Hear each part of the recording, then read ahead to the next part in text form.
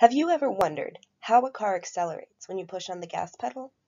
The simple answer is that the throttle opens and lets a mixture of fuel and air into the combustion chamber, where it encounters spark and explodes, moving the piston and accelerating the car. But what makes this possible? The carburetor is the part of the engine that controls the flow of fuel and air based on the throttle position. Before 1990, most car engines relied on a carburetor, although since then, fuel injector systems have become the norm. However, carburetors are still widely used in lawnmowers and other equipment. Both carburetors and fuel injectors have one thing in common: fluid dynamics. This is Bernoulli's equation, which is a big part of fluid dynamics. In the case of a carburetor, the height is constant, so the equation is reduced and only pressure and velocity are considered, where they are inversely proportional.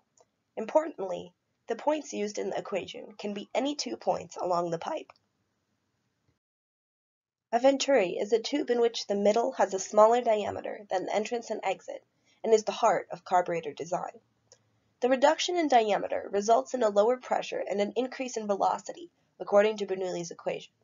In a carburetor, this is very important, as the lowered pressure in the Venturi causes fuel to move to the combustion chamber because the pressure in the Venturi is lower than that in the fuel reservoir.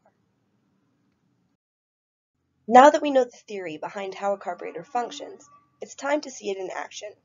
Shown here is a diagram of the demonstration shown next. Note the presence of the Venturi in the pipe and that the water is used in place of air. Also take note of the choke, which provides more fuel when starting an engine, and the throttle, which controls acceleration. Here, we see the model with the choke open and the throttle open. Note the flow of fuel, shown in pink, on the right side of the Venturi. Now the throttle is closed. Note how the flow of fuel stops. Next, we see when the throttle is open, the choke is closed, and the piston is removed. A larger vacuum is created in the Venturi and lots of fuel flows.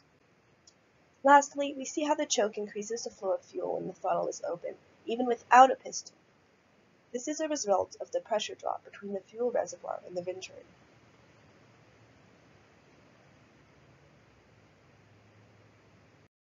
The device used in the demonstration is clearly not an actual carburetor, which would be too small.